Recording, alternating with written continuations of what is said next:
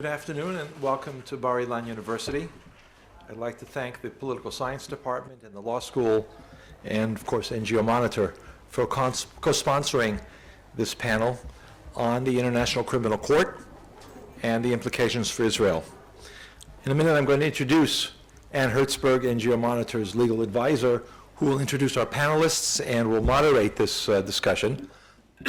I'd like to present just a little bit of the background, why this is important to us, and I think to Israelis in general. Israelis probably talk about the International Criminal Court more than anybody else, except maybe some African countries, and even there I'm not sure how much coverage it actually gets. And I want to talk a little bit about the background as an introduction. I teach politics, I don't teach law. I leave the legal aspects to the panelists. But clearly the International Criminal Court is a political body as much as it is a legal body. The politics of the establishment, the negotiations to establish the ICC, are in and of themselves an important part of the story.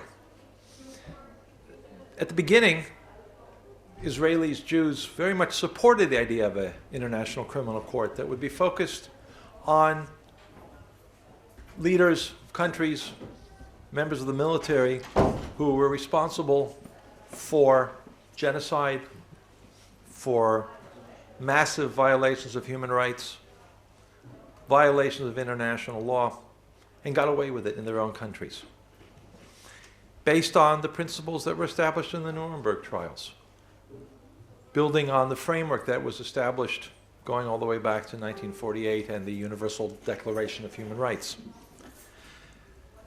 As the negotiations for the ICC proceeded, however, particularly towards the end, they took what I guess I would describe as a sudden turn.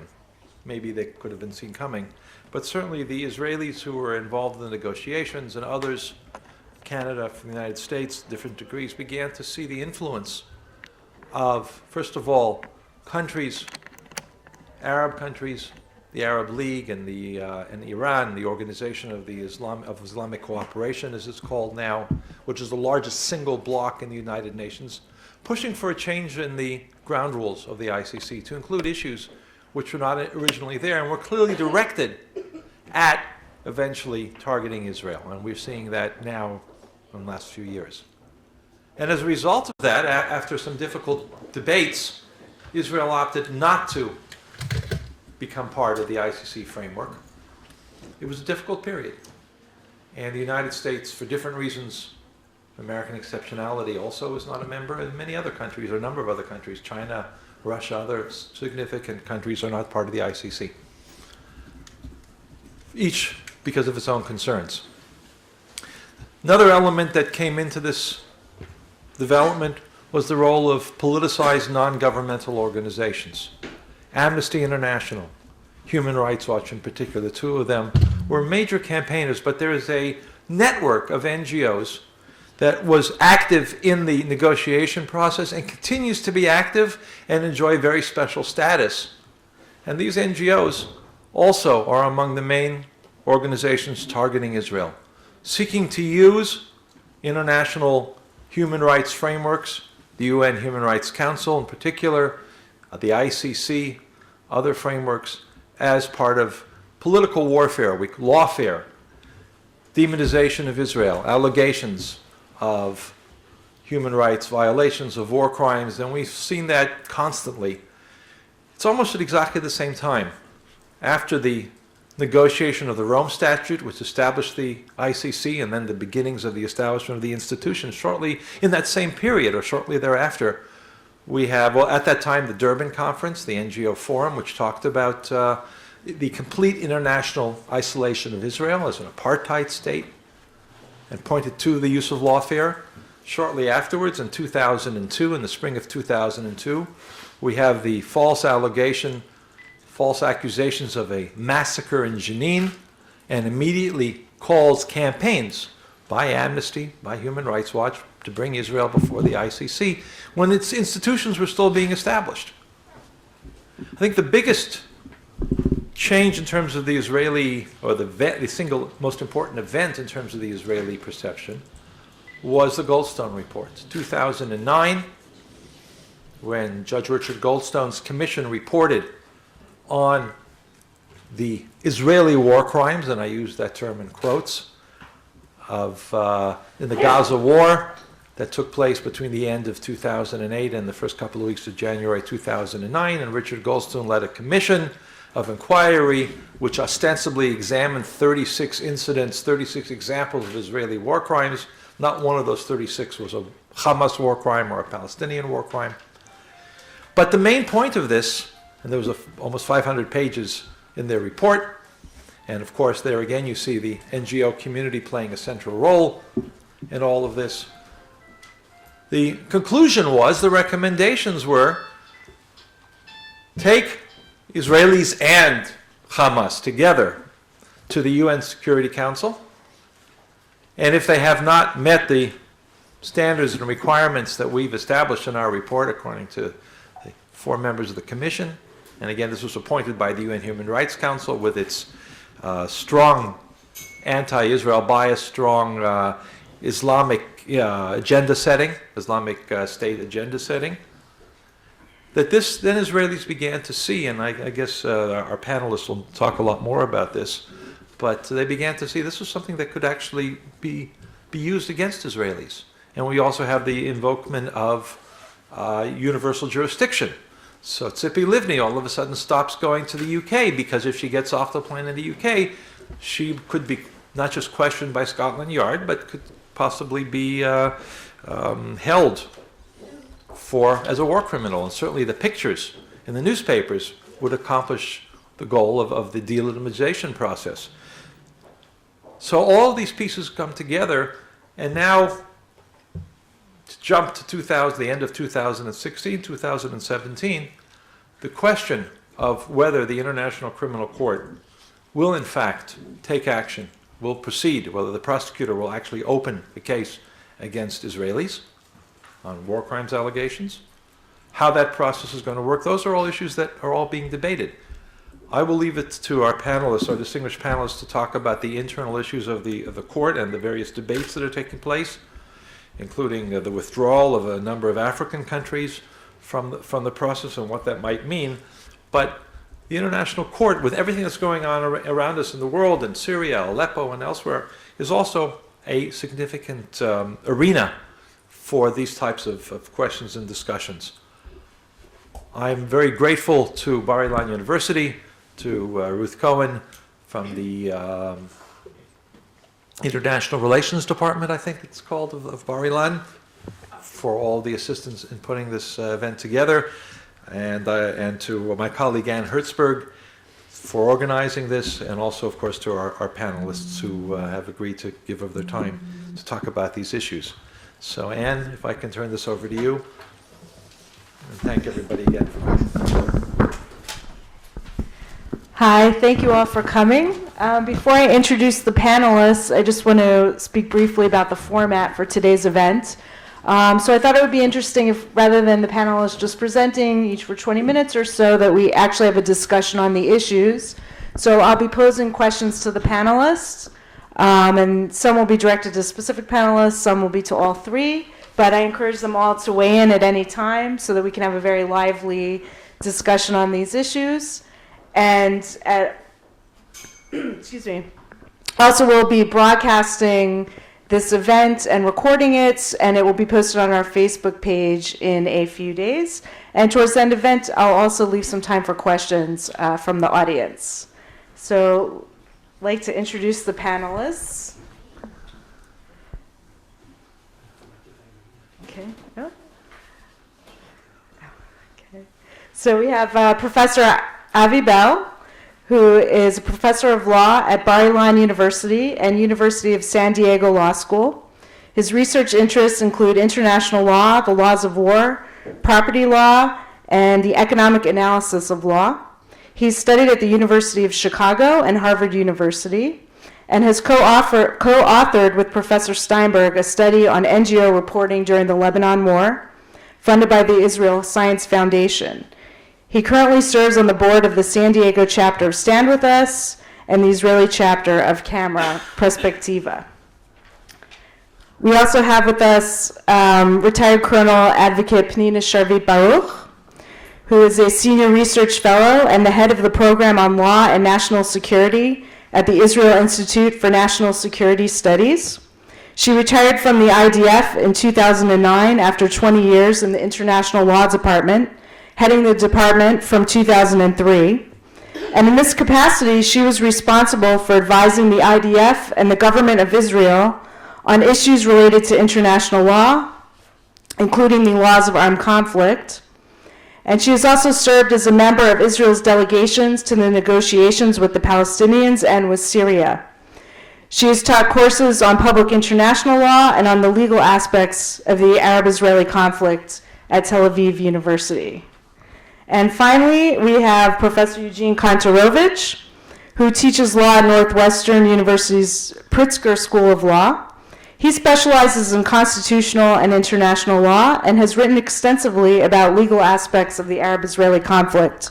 He has published dozens of scholarly articles in leading law reviews and peer-reviewed journals, including the American Journal of International Law, the Stanford Law Review, and the Virginia Law Review. And he is a regular contributor to the Washington Post Volokh Conspiracy Legal blog and the head of the International Law Department at the Kohelet Policy Forum, a Jerusalem-based think tank. He has been honored with a fellowship at the Institute for Advanced Study in Princeton in 2011 and from 2011 to 2012, and with the Federalist Society's Bator Award given annually to a young scholar for outstanding scholarship and teaching. He attended the University of Chicago for both college and law school, and later taught there as well.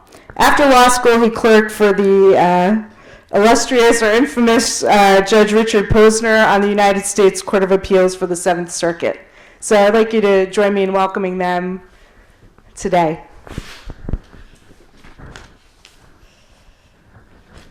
Okay, and why don't we get started? So the International Criminal Court was founded with the Rome Statute in 1998 to somewhat controversy, particularly as it relates to Israel, as Gerald was discussing.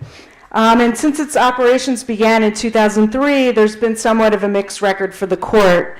It operates at a cost of over $100 million a year and has only had 3 convictions and 1 acquittal to date. The prosecutor of the court actually reported to the Security Council last week and noted that, for instance, they have an arrest warrant out right now for the president of the Sudan for genocide in Darfur, Omar al-Bashir, and he's actually traveled over 131 times since the arrest warrant has been issued, 14 of which have been to member states of the ICC. Other significant challenges facing the court recently were in the past year, the court relating to the post-election violence in Kenya collapsed. And just in October, 3 countries, South Africa, Burundi, and the Gambia, began procedures to withdraw from the court, basically alleging an anti-African bias. So I wanted to pose the following questions to the panel and to all 3 panelists. So first, what factors do you think have been motivating these types of non-cooperation, and what are the implications of them for the court as an institution? Do you think there is an anti-African bias at the court? Do you think that the 3 countries leaving the court now will lead to a greater exodus of countries from the court? And then related to our situation here, what do you think the implications of these developments are on the preliminary examination underway relating to Israel? And on that point, I would just ask if you speak about it generally, because a little bit later we'll get into some of the specific issues related to that case. So maybe Avi.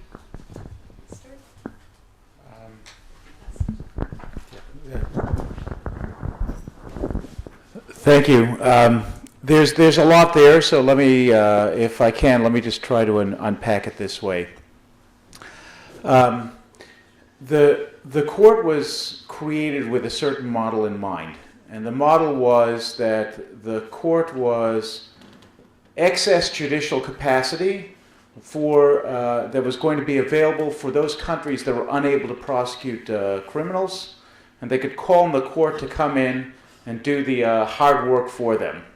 Right, there are a number of ways you can see this in the way the court is set up. For example, the Rome Statute has extensive provisions on what's called complementarity. The jurisdiction of the court is complementary to the states. If the states do the work on their own, then the court is supposed to stand back and not prosecute criminals. It's also the court's jurisdiction is only, if you read it carefully, except in a few exceptional cases, the court's jurisdiction only exists if a country accepts the court's jurisdiction by joining the statute of the court or by inviting it to investigate. Now that's what was the model that was in mind, right? A court that steps in if the court can't, if a state can't prosecute its own criminals. Now that's not actually what's happening. What's actually happening, at least the way the African states see it, is that the court is stepping in where it's not really wanted. And there's another problem, which is most states, in most cases, are not particularly interested in having their own criminals investigated and prosecuted by the court. They're interested in having someone else's criminals or accused criminals prosecuted. And so the states where investigations are ongoing are not all that eager to have them proceed. You see a lot of non-cooperation from states that are already within the court. And other states in Africa, where they see potentially something might go on, have decided that perhaps it's better not to be a member of the court. Now, what is the court supposed to do in a situation like this? How does it keep itself alive? How does it keep its caseload? And I think that inevitably this court is going to have to go through the same process that the International Court of Justice did, where it's going to have to think creatively about its jurisdiction in order to get more cases. And it's already started doing this. And what it's going to do is it's going to have more cases where there's offensive use of jurisdiction. All right, so the Ukraine accepted the jurisdiction of the court in order to go after Russia, and the court's going to entertain that. The PLO accepted in the name of the state of Palestine the jurisdiction of the court in order to go after Israel, and the court's going to go along with that.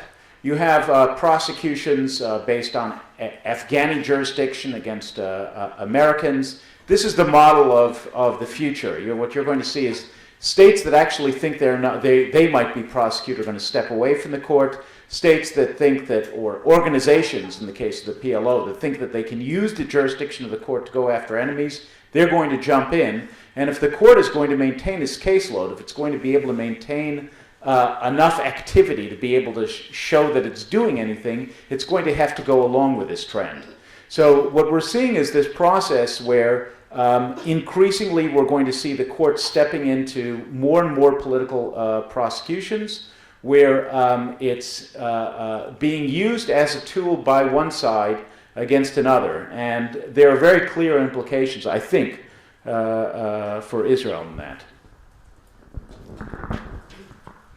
Well, I think that Avi really gave the important framework. I think just, first of all, the African claim, to a certain extent, is not fair to the court, because most of the cases, yes, all the investigations that are currently there are, except the one investigation, I'm not talking about preliminary examinations. Yes, the first stage is a preliminary examination, only then is there a decision to open an investigation. So out of the investigations, one is about Georgia and Russia, and all the rest are African countries, but out of those, two were referred by the Security Council, and the others were referred by the African states themselves. So they kind of brought it on themselves to a certain extent. It's still, and that's why I think the focus was on Africa. I think also the focus was on Africa because it was easier to start there. First of all, because they invited the court, and also because these are not countries that have a very strong political, are not very strong in the political international level. I think what What really is interesting, and I think will determine to a big extent how the court is going to proceed, is now what the court will do when it has to deal with some of the top players in the world. And so we have already an investigation on Georgia that also refers to Russia. And Russia wasn't very happy about the fact that it also might engage against the South Ossetians and the pro-Russian elements, and they gave that as their reason for drawing back the signature. Russia hasn't ratified the Rome Statute, but it did sign the statute. When a country signs a treaty, it means that it is obliged not to act in a way that will undermine the treaty. So they withdraw their signature, and they stated as a reason the investigation in Georgia and the South Ossetian case. The real reason might be not only that, but the second point is that within the preliminary examinations, one of them is about the conflict in Ukraine, and there in the report that was published a few weeks ago, it is stated that Crimea is occupied by Russia. I don't think the Russians like that, so we'll see what will the court do with that. Will it go head on against Russia? Then there's the case, another preliminary examination in Afghanistan, which also refers, because Afghanistan is a party to the treaty, which also refers to US conduct there. Will they, and it seems as if they're going to open an investigation, according to what's written in the report. Will they open an investigation against the US? There's also the UK and Iraq, but I think their complementarity will save the bit. So, and there's of course the Palestine case and Israel. So these are already actors that are more prominent in the international arena, and I think the big test will be what will it do with these countries, mainly the US and Russia. And that will affect, I think, the whole future of the court, and also, of course, implicate what it will do about Israel. So I think at this stage it's a little bit early to make too many predictions. Sorry.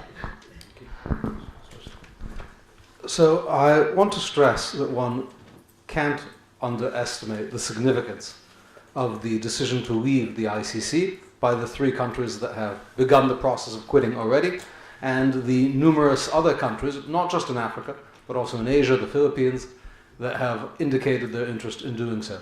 It is a Brexit-like event, except unlike Brexit, which hasn't yet happened formally, it has actually begun to formally happen. It is happening. It is happening across multiple countries. And the significance of this is it weakens the ICC in the area of its primary strength. And its primary strength is not that it has a mechanism of enforcement, it doesn't have police. Its primary strength is not that it's very busy. Right? This is a court which has only convicted a couple of people so far, over nearly 2 decades. Its primary strength is ideological, what it represents. And when people hear the ICC, they may not know that it's only convicted a few people, but they know that it stands for this idea of a world in which countries have put aside their parochial nationalisms and agreed to all live by a higher realm of international law, and the ICC is the representative of that law. And that is an idea based on certain Whiggish notions of human progress, and it's a notion that once you're in, you can never go out. And it turns out that what recent months have very quickly proven is that this idea is partially correct. That is to say, the arc of history is long. However, it is also partially wrong, because it turns out that the arc of history seems to be long and bends mostly towards the 19th century. And that is what this process is showing us, and that weakens the ICC in its inevitability, in its speaking for the international community, which again, it never did, in that most nations most likely to find themselves party to a military conflict, big countries, China, Pakistan, India, the US, never joined.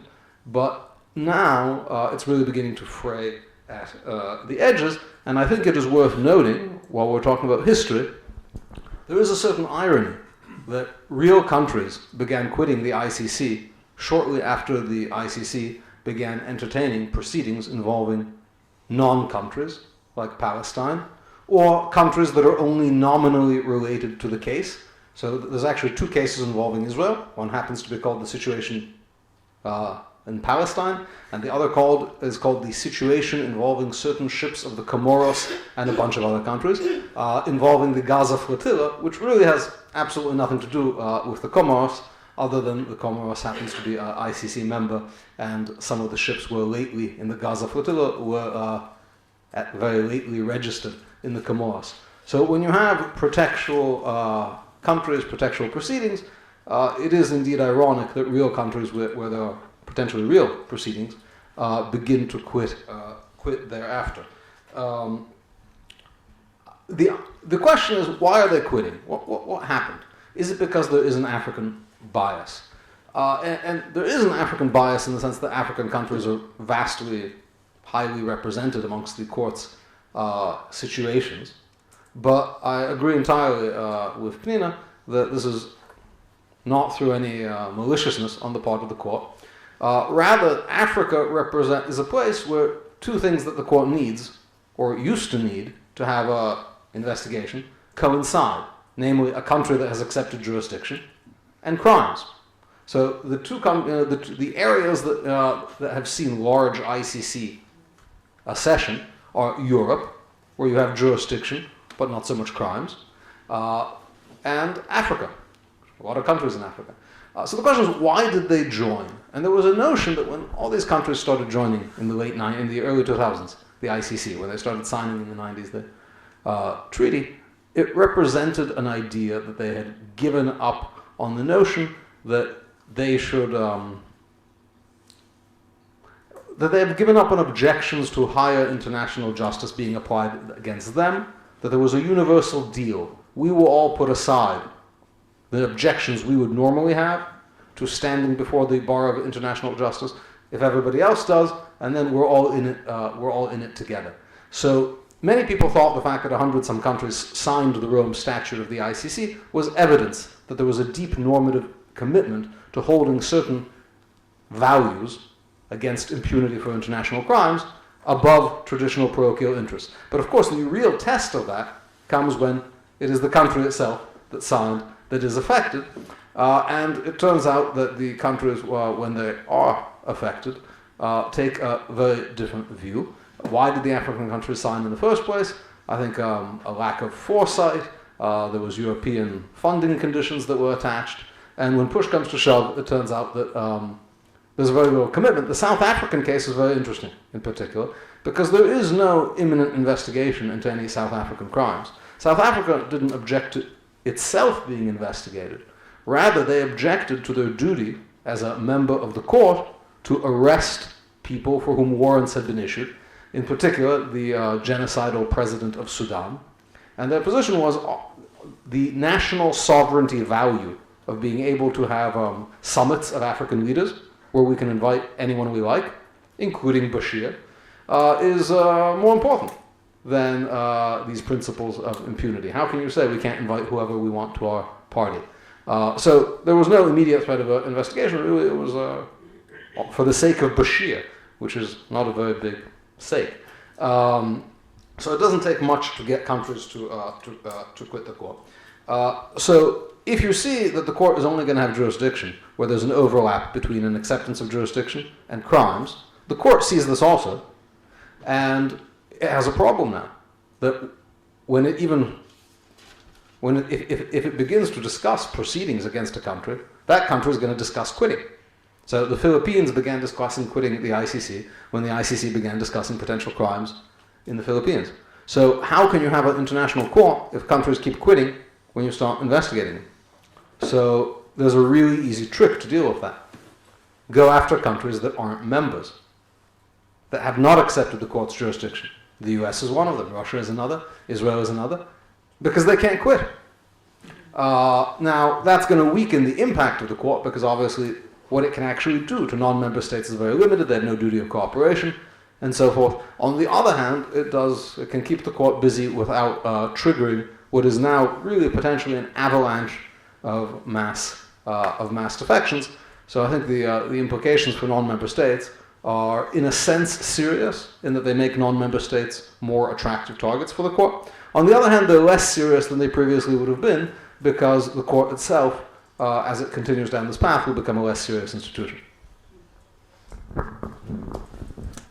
May I just add one last thing to something that Eugene said? I think it's quite important. It's quite true that the ICC can't call on a duty of cooperation when it investigates states that are not members.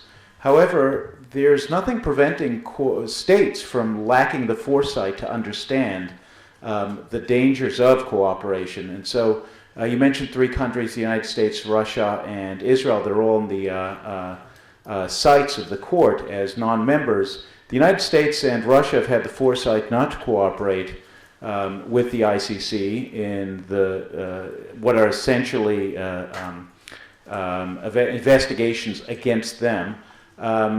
Israel has not quite exercised or revealed this same foresight as the other two actors.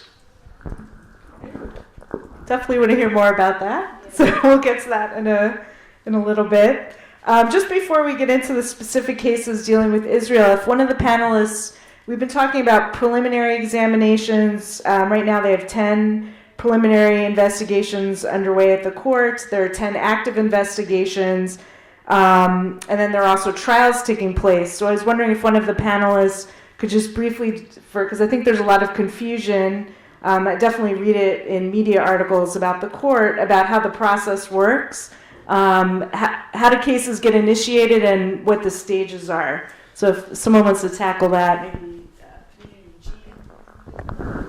Okay, so the first stage is a preliminary examination. In that stage, the officer of the prosecutor examines, first of all, whether they have jurisdiction. The jurisdiction, first of all, whether they have to have jurisdiction for the situation, which is a situation where the person that's being accused is either if the situation is in the country, the territory of a state party to the Rome Statute, or by someone who has a citizenship of a state party to the Rome Statute. So we have to examine the jurisdiction. There's another possibility also of the Security Council giving a resolution, giving the court jurisdiction. That was done in two cases, Libya and Sudan. So they have to examine that, the formal jurisdiction. Then they have to examine whether there is a crime that falls within the Rome Statute. So it has to be either a war crime and then they have to examine that there is an armed conflict situation. It could be an international armed conflict or a non-international armed conflict, or crimes against humanity. Then you don't have to have an armed conflict, but it has to enter into the definition of crimes against humanity. There's also genocide, and there's also the crime of aggression, which I won't enter into. It's also at the moment still not yet in force. Then they have to examine. Now, at this stage of the examination, all the examination is done just based on open sources and anything that was sent to them, including NGO reports, people sending them information, media. They don't carry out investigations. That's why this phase is in this phase, and I think Eugene referred to it beforehand, or Gerald also. There's a lot of power in the hands of NGOs and bodies like the UN Human Rights Committee that has these commissions of inquiry, and sometimes the states don't. I think prepare their own reports, detailed enough reports to be there out there to contradict some of what's written in these reports, and that's one of the problems. So they examine these open sources, they don't carry out investigations, and they have to examine, as I said, the jurisdiction, and then there's issues of admissibility. They have to examine that the case is the gravity of the situation. They're only supposed to deal if there's a certain gravity. In the case of Comoros, of the flotilla, the prosecutor decided that the case isn't grave enough, that the situation, there was no reason to open an investigation because it lacked gravity. And then the court, they appealed, Comoros appealed to the chamber, to the court, and the court said that there is enough, 10 people that were killed in clashes with forces that were, while they were attacking the forces and the forces retaliated, that's grave enough. But it returned to the prosecutor to re-examine her decision. So it wasn't the last word. Now she is re-examining, and she said that shortly she will give a decision. My bet is that she won't open an investigation, but I don't know. So there's the gravity, and there's the complementarity, which was also referred to already, meaning that according to the Rome Statute, there is precedence to the state investigating itself.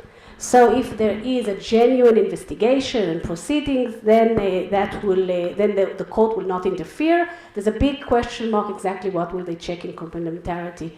Whether it has to be a case against the same kind of accused, the same specific situation, or general investigations. So there's a question mark there. And only after the prosecutor decides that there is jurisdiction, admissibility, etc., and that there are also considerations of justice that can be taken into account, the interest of justice, whether maybe it will interfere, for example, in a peace accord, that could be a consideration, or other considerations, personal considerations, the health of the person, I don't know, is dying or something like that, or victims that don't want to appear, all kinds of considerations like that.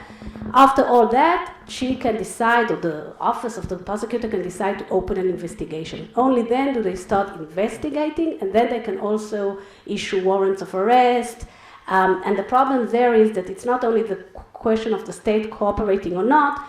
For example, it can prevent people that that they can issue warrants of arrest, and then, for example, if it's against Israelis, that person cannot travel to any country that is a member of the ICC, because then they have the obligation to arrest and transfer that person to The Hague. So that's a problem. And then, of course, there's the case itself before the courts and an appeal. So, do you want to add? Yeah. I want to add. There's a few interesting wrinkles. It's true that a state does not have a state that is not a member has absolutely no obligation, really no expectation, to cooperate with the court. However, court arrest warrants, which are issued at the end of the second phase, the investigation phase, do have to be enforced by members of the court. But I think there's now two interesting wrinkles that have arisen with that. Firstly, South Africa has contested the very application of that doctrine as against heads of state, and as a kind of presiding heads of state, as a kind of a sweetener, inducement, bribe. Court officials have suggested that they will think about this idea, so that maybe South Africa can think about joining the court, or so that other African countries which share the same view of head of state immunity don't quit also. So that's one wrinkle. So that the application of that doctrine to heads of state by the ICC now has at least a question mark next to it. So European countries are members of the ICC, and by their national legislation, presumably would have to turn over non-member accuseds to the ICC. There is, however, a very important country that's not the European Union and is not a member of the ICC and has very different legislation, and that country is the United States. The United States has a piece of legislation called the Armed Service Members Protection Act, the Hague Invasion Act, the Bomb the Hague Act, which is famous for authorizing the use of what's called any means necessary, which means military force, by the president to liberate Americans who are held either by the ICC or on ICC arrest warrants in third countries. What is less known about that law is it has a provision extending its protections and authorization to the use of force to allies, which means NATO and a few other countries, on a list amongst which Israel is specifically mentioned by name. So, for example, President Trump is empowered by Congress to use any means necessary to secure the release of Israelis that would be held by any ICC member state on an ICC arrest warrant. I wouldn't hold my breath to him doing that. There's an important thing to bear in mind when listening to all of this, which is legal doctrines are not self-enforcing. I mean, we're looking at a political institution all the way down. And that means that it's true that, for example, states have a duty to turn over defendants for whom arrest warrants have been issued. But Anne already mentioned the case of Omar Bashir, who's been traveling happily all the way around the world, and nobody is going to arrest him. Nobody has arrested him. Nobody's going to arrest him. Everybody understands that there's a political choice involved in all of this. Now, I wouldn't build great hope on the idea that an Israeli junior official who's accused of permitting a Jew to live in the West Bank will enjoy the same favorable treatment as the head of Sudan who carried out genocide. I mean, obviously, there's some issues to be taken into account besides the fact that one hasn't really done anything and the other one is a horrible criminal. But there's a political aspect to this that always has to be borne in mind. What is the likelihood that if the prosecutor decides to prosecute American soldiers for alleged crimes in Afghanistan, that the American soldiers will start getting arrested around the world? I don't think it's very large. That's a fact of the international political world, and those are the things you have to bear in mind when you look at the doctrines having to do with cooperation. They're also something you have to bear in mind when you look at the doctrines having to do with jurisdiction. There are all sorts of cases in which, as Pnina mentioned, where the court's supposed to not step in if it finds that the condition of complementarity requires deferring to a state investigation that's already taken place, or the condition of gravity requires that the court step back from a crime that's not sufficiently grave. Now, these are things that can be manipulated, and they already have been manipulated. And so if one thinks about the example of the flotilla, that was an event where a group of anti-Israel activists put together a flotilla of ships to sail to the Gaza Strip, basically to break the Israeli naval blockade in Gaza. One of the ships was violently boarded by Israeli soldiers, resulting in a number of deaths. The number of deaths was 10. 9. Okay, 10. The number is we're talking about what is clearly by any measure of the kinds of crimes that we've seen. If there's anything criminal here at all, other than the attempt to break a blockade, let's assume for the moment that there was a war crime. The gravity of the war crime involves 10 deaths. Right? Now, how was it that the prosecutor decided this was not one to pursue? The pretrial chamber ordered her to look at her decision again, and it said, well, there might very well be gravity here. Why? Because you don't look at simply these 10 deaths, but the entire Arab-Israeli conflict. Now, it's always possible to manipulate things in these ways. Right? You can always get to gravity if that's what you do. All I have to do is set out the framework large enough, and I can get to gravity. Now, how do I get around complementarity? Now, you look at this is something that the UN has been doing with Israel for many years. Right? You just include a pro forma statement in every report about Israel saying that the investigative process is insufficient. Right? If you want to prove it, by the way, it's fairly easy. Right? We've accused Israel of all sorts of ridiculous crimes, and Israel's not prosecuting for these ridiculous crimes. Proof that Israel is not serious about any of its investigations. And this is that pro forma statement will probably get you far enough. At least if it does, it'll get you into the investigation stage, and maybe it'll get you into the prosecution and even conviction stage. All these things are manipulable, and will they be manipulated? Well, here's the difference again between different political actors in the world. Would you see a prosecution of American soldiers for a shipboard incident that led to 10 deaths under circumstances that seemed to the naked eye to be lawful uses of force? Of course it would never happen. But if you're talking about Israel, whose political profile is a little bit different, then actually, yes, it's quite possible that it is a process that's still going forward, and we don't know exactly where it's going to end. All these things that you cannot think about them solely in terms of what does the doctrine say on paper. You have to think about the political context in which it's going to be enforced. I want to add to Avi's point about the political point.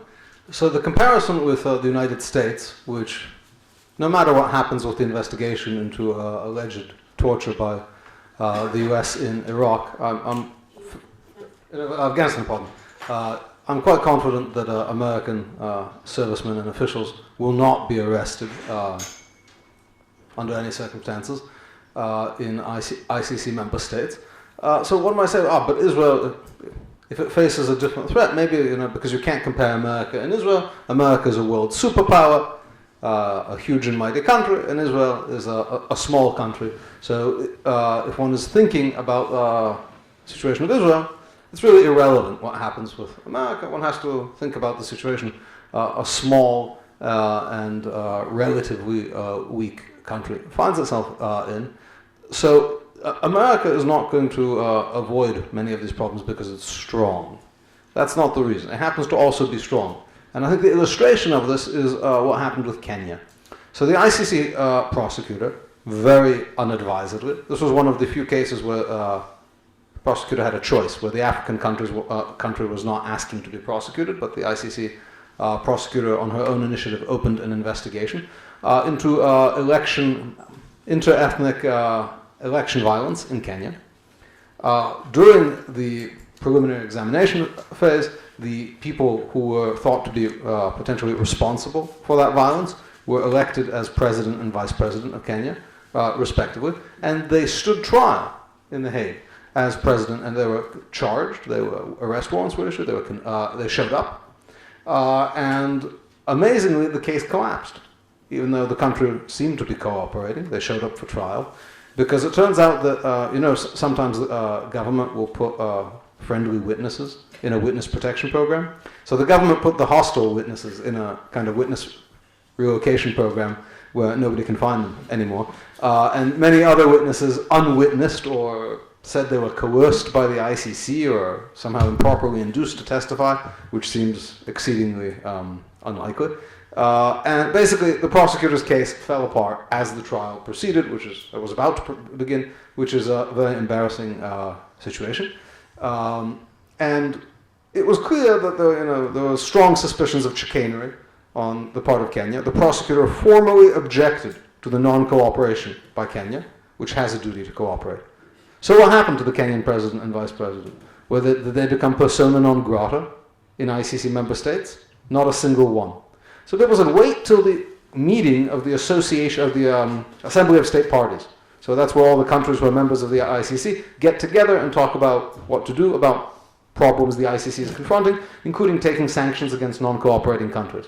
I wasn't holding my breath, fortunately, because indeed nothing really happened at the Assembly of State Parties. No measures were taken against Kenya, and Kenya's non-cooperation or alleged non-cooperation was brushed under the rug because it is an inconvenient fact.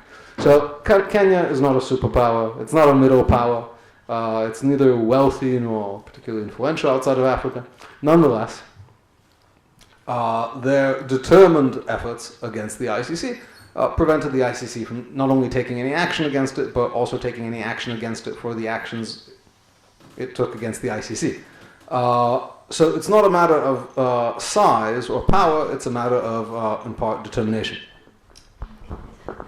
I think another point, Eugene already mentioned it, I think one of the problems the ICC has in the international arena is when there's a conflict between the idea of prosecuting someone and the international relations and international diplomacy.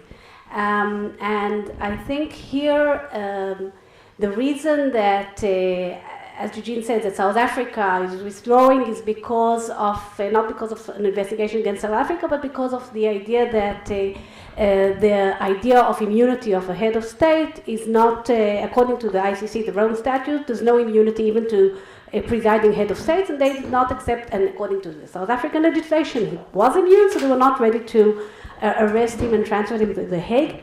And now, as Eugene said, in the recent assembly, they are starting to discuss maybe to accept these kinds of immunities. And I think that one of the ways the ICC will go forward, perhaps, is to accept immunities.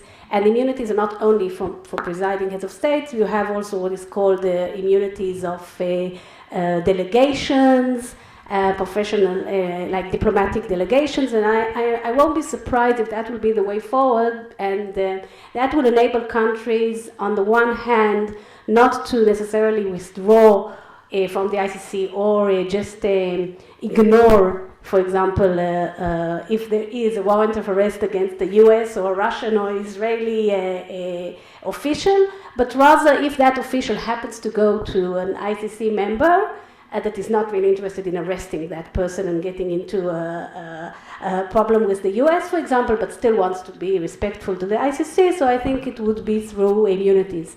So any such person that has to travel for professional reasons would be considered a member of a delegation, a diplomatic delegation that usually gets immunity, and I think the ICC will have to, there will be, that's my guess, an acknowledgement that these kinds of immunities do apply with regard to at least with regard to the arrest of the person. And this way maybe they will be able, because otherwise if they do open investigations and they do have warrants of arrest against these more influential actors, then they will start having these problems with countries beyond Africa that won't want to respect these orders and get into diplomatic problems with these important countries. Okay, we've already started talking about questions related to the gravity issue with the flotilla opinion. And I was wondering, other troubling thing I saw in the prosecutor's analysis had to do with how to classify the conflict.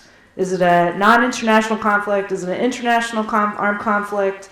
Occupation, whether or not the Gaza Strip was occupied. One of the things that I found particularly troubling was that her sources for that were basically UNGA resolutions and a couple law review articles posted by the Red Cross. So I was wondering if you could comment on that. And also, and I think this maybe fits in with the gravity issue, we speak a lot about the prosecutor because we don't really have a record of the court because there haven't been that many trials. And so do you think these same concerns that we have on how the prosecutor makes her legal analyses, do we have the same concerns about the court itself? Because who are the members of the court? And then I guess just the last point on the flotilla, Israel and Turkey concluded an agreement essentially resolving the claims of the flotilla, and where they offered to pay several $1 million to the people who died.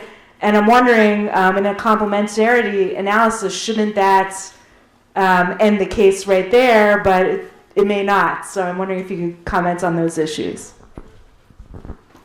I'm actually just going to talk very briefly about the first. I think I've addressed a part of this already, but there's always questions here about there are background questions about facts. There are questions about facts having to do with the particular alleged crimes, and it's not just the NGO reports in the flotilla. I think there are these offhand throwaway comments that you see all through the reports of the prosecutor, and I think the one that struck me, the best one, the one I've most enjoyed so far. There's already a preliminary examination going on regarding Israel. Right? The prosecutor has already decided that to accept Palestine's grant of jurisdiction, and on that basis to investigate alleged crimes by Israel, which focus in a couple of clusters. One of them having to do with alleged crimes having to do with Gaza. Now, I like the beginning of it. Right. First of all, the prosecutor she has to issue reports about about her examinations, and she issued one. Well, how's it going in Gaza? And she gives us first background. Here's the background. The conflict in Gaza stems as far back as Israel's occupation of the territory beginning in 1967. Really? I mean, the conflict in Gaza began in 1967? Wow. I'm stunned. Now, from whence this little factoid? Right now, the answer, of course, is she doesn't give it to us. It's not simply that you have recitation of reports from various NGOs that are or UN propaganda agencies like OCHA that are taken as fact. There's also just these blithe assumptions of idiocies as facts that then serve as the basis for moving forward in various ways. There's nothing that you see that should give you any confidence that there is at any point a serious examination.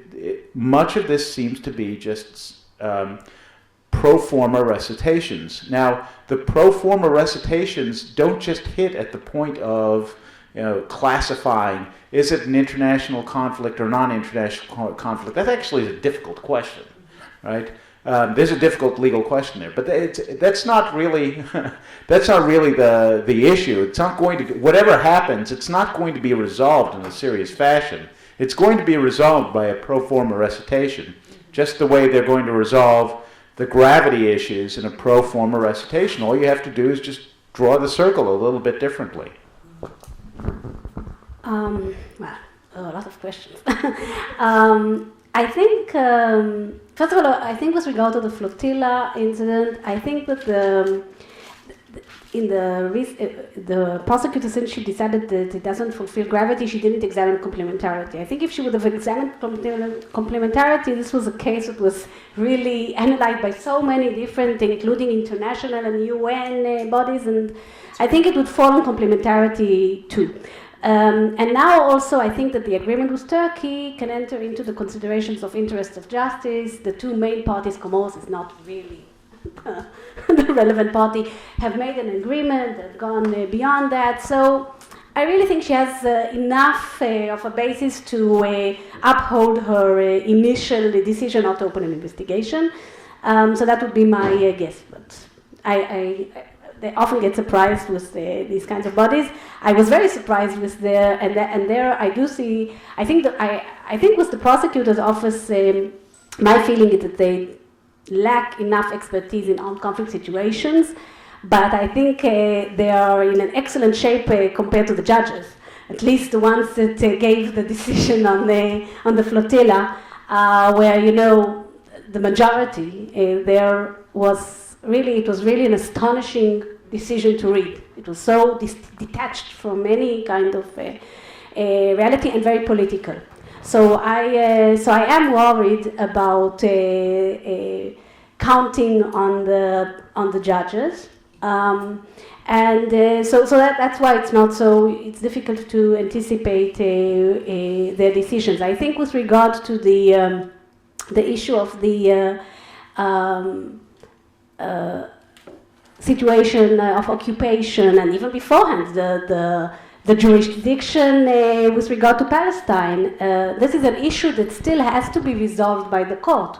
And there are very good arguments, even if we accept Palestine as a state for the Rome Statute, which there are very good arguments why not. But what is the territory of this state, and does it include the Gaza Strip and all of the West Bank that are not under the control of this Palestinian state that does not really exist so much? So there are very good arguments that I think in a professional court would be very valid, but again, then there's a big question mark whether it will not be a political decision eventually. So that's a big question mark, and the same is the arguments about whether the Gaza Strip is occupied. There are very good arguments why it is not occupied by Israel, but again, is it going to be a legal decision or a political decision?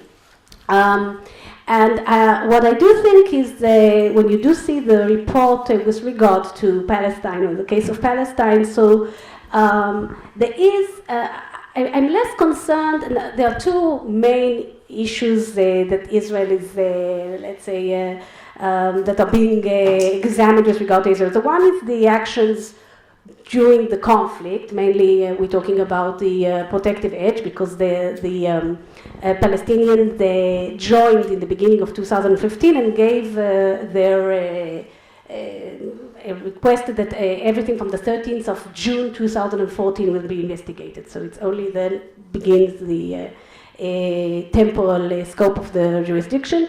So that includes the protective edge. I think when we look there, for example, I didn't see in the report reference to proportionality. And I think it's not there. First of all, proportionality as a crime is only relevant if it's an international armed conflict. If it's a non-international armed conflict, there's no crime of disproportionate attacks. But even in an international armed conflict, it's very difficult. I think the prosecutor knows to prove the proportionality. It will be very difficult and will open up a front with all countries that are fighting anywhere in a populated area. Because once you will start saying that what Israel is doing is war crimes, then okay, all the rest join us. And I think making the case that these were breaches of a distinction principle, that it was an intentional attack on civilians, will be a very difficult case to make, because I think they don't have the facts for it, because it's just not true. And I think I'm not sure, so I'm not so worried there. I think that even if it goes to the investigation phase, I'm not really so worried about it. Then the second one is, of course, the whole settlement activity. With the settlement activity, that's really the question whether the court will want to enter into a totally political, because until now the decisions were really on cases that were clear war crimes, and even if you do investigate, let's say, alleged war crimes in targeting certain targets, it's still that world. This is like totally political. I don't know. Again, since we don't know exactly how much of it is politics and how much of it is law at the moment, it's very difficult to anticipate. The prosecutor's decision-making process is a mysterious one, and the prosecutor's approach to the settlements issue is a mysterious one, and it's hard to gain insight into it, because the normal scientific method, comparing different cases, experiments, is unavailable to us, unfortunately. So let me just, Avi mentioned the prosecutor releases an annual report on the things that are at the preliminary inquiry stage, the preliminary examination, investigations, and for example, this year's report on the situation in Palestine had 4 separate numbered paragraphs on, and in these reports, the prosecutor talks about all the crimes that she thinks are realistically, potentially being alleged in these areas. Not making any determination, but saying these are the kind of things that are potentially afoot. Based, as we mentioned before, often on UN documents, NGO reports, not independent fact-finding. So, for example, in the report on the situation in Palestine, there are 4 distinct paragraphs enumerating different crimes relating to Israeli settlement activity. Crimes such as providing infrastructure to existing settlements. Crimes such as rezoning existing settlements. 4 paragraphs. The report, the section dealing with Crimea, which many people thought was surprisingly tough because it used the word occupation. But it did not then consider the possible consequences of what occupation would mean. There are 0 paragraphs dealing with alleged Russian settlement activity in Crimea. And it's not because there aren't NGO reports about Russian settlement activity, there are. And it's not because the Ukrainian authorities have not alerted the prosecutor to Russian settlement activity in Crimea. They indeed have. So why is it? Well, the prosecutor doesn't have to explain why she doesn't say things, or She doesn't say why she doesn't say things. And so we don't really know. And so without any points to triangulate by, it's very difficult. For example, similarly, both the preliminary examination reports and then the announcement and rationale for opening an investigation into the situation in Georgia did not at all relate to Russian settlement activities in occupied Georgian territories. So it could be because the prosecutor does not think those are crimes. It could be because the prosecutor does not think those are serious crimes. How does that square with her treatment of the situation in Palestine? That is a harder question to answer. Maybe just to follow up on that, let's say she does open cases related to the settlements. What would people in Crimea or let's say Cyprus, what could they do in terms of her opening cases related to their situation? And as you've documented in your recent paper, which I encourage everyone to read, as you documented, the demographic impact and the scale and scope of settlements in these other situations of occupation are much more intense than they are here. So, Can I steal the microphone on the way over to you, Eugene? It's that Eugene can talk about his research, and it's fascinating. But the important thing to understand here is, again, what Eugene said is the prosecutor's process does not have to be explained. It doesn't have to be consistent. It doesn't have to be anything. The way the court works, it's important to understand, cases don't get to the court unless the prosecutor decides to bring them there. Now, there's a little bit of what's supposed to be a check, which is there's the pretrial chamber, which plays some role in some cases before the prosecutor gets things to the court. But the pretrial chambers, we've already seen with the flotilla incident, actually should give us no reason to have confidence that of more professionalism. It seems like it's less. So why does the prosecutor decide that the Israel case is really, really horrible while the Russian case doesn't exist at all? The prosecutor will never have to explain herself. I mean, even you look at within the preliminary examinations, why is it that these NGO reports were chosen over those? Which did she read? What were the crimes that were even alleged, other than the ones she decided to describe? There's no explanation. There's never going to be one. Pnina, I think, is expressing some caution in predicting, which I appreciate. But I have no such caution. I think that the move towards politicization is inevitable. It's the only way that the court can ultimately function. That it's not going to have a caseload unless it presses on the pedal, unless it accelerates its politicization. So it's certain, I think, that we're going to see politically motivated investigations and ultimately attempts to prosecute Israelis. I think it's certain for the same reason that we're never going to have, let's say, moves against Moroccan settlers in Western Sahara, even if you could concoct a way to get jurisdiction.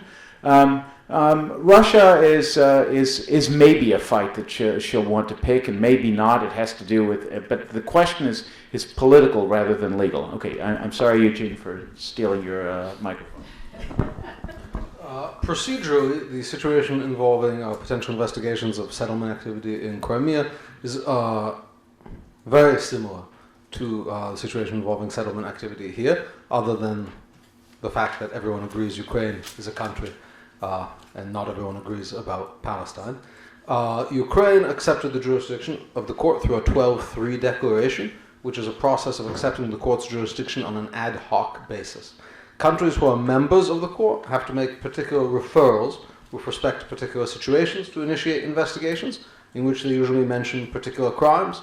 The prosecutor said, when she opened the investigation into the situation of Palestine, shortly after Palestine filed a 12-3 declaration, that when the prosecutor's office gets a 12-3 declaration, they just move to the preliminary examination phase, looking at all the possible crimes.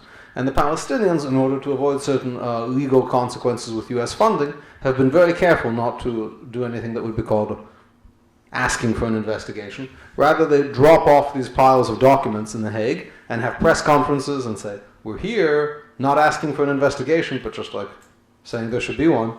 And they do that on a quarterly or semi-annual basis now. And the prosecutor gets this information and it filters into the reports.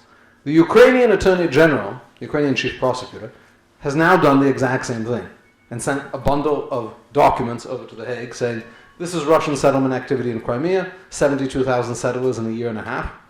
That is a lot in absolute terms and it's a lot in relative terms. And Ukrainian human rights groups have been talking about Russian settlement activity in Crimea shortly since the annexation of Crimea. And often when I bring this up, people will say, oh, wait till November. That's when the prosecutor issues these reports. It'll be in there.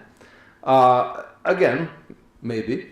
There are some good reasons. I can imagine the prosecutor putting it in there, because since nothing's going to happen with Russia anyway, you might as well mention everything. But at the same time, I really would not hold my breath. That is, there's been a deliberate decision here.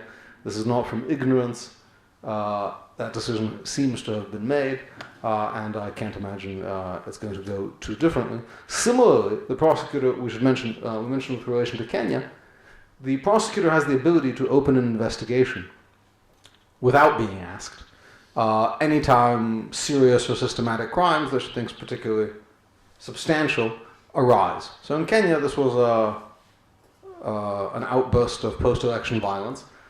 Cyprus has been a member of the court since the beginning, since 2001.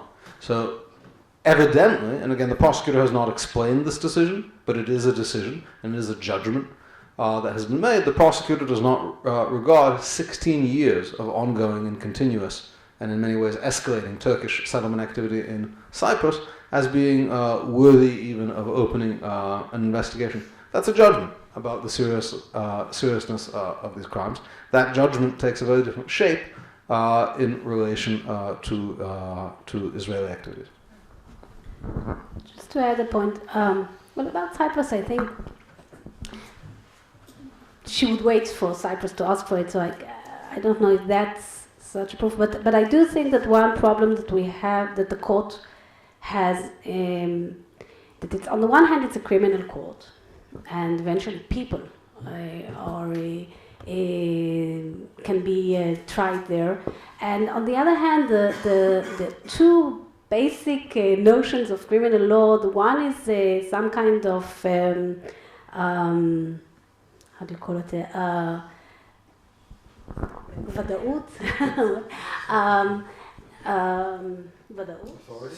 certainty, yes, certainty about what exactly is the law that you are about to be prosecuted about, which is a very basic idea in criminal law. The law has to be, the criminal case, the criminal offense has to be an offense when you carry out this activity. It has to be clear. That's one very big problem with this court, because it's really not clear, and they do really have a very good site, and they issue a lot of reports and a lot of explanations. It's very transparent, but still on the substance, there's a lot of question marks, which make it difficult to know when you are doing the action, whether you are acting criminally or not, as a potential person that might be investigated or even charged. And the second, I think, is the issue of consistency, or the fact that it's really it's not that they really can deal with all the cases and choose the most serious ones. So there's a lot of kind of it seems very inconsistent, very random choice of cases. And I think these, and here also what Eugene is saying, that if a certain case, a certain behavior is in one case being investigated and charged, and a similar, equivalent, or even more serious situation is not, and when it is under the jurisdiction of the court, let's say, not the one that is not. So I think these issues are really very basic problems in the whole idea and system of the ICC, and I think that's a debate. I think there should be more of a debate. I would expect there to be more of a debate on these issues. I think, and I think it is important to raise these issues also in the international debate on the court. So I guess I'll raise the pending settlement legislation, and if any of you have any comments on how that might impact the process. Yeah, that one's actually, I think, a fairly easy one, because there is already a preliminary examination that's going on regarding Israel and settlement activity, and so the question I guess we have to ask is, what little tiny bit would the passage of this or another law having to do with one particular case add to that? The answer, I think, is nothing. There's nothing in the way that they're even looking at the alleged crime that suggests it's particularly relevant. They've defined it as broad enough that everybody can already be tagged with having committed the crime. It's very very broad in the way the things that they're looking at, encouraging people to live there more or less, and at the same time, it's also irrelevant in the narrow sense because it's not a transfer, and the alleged crime here is transfer.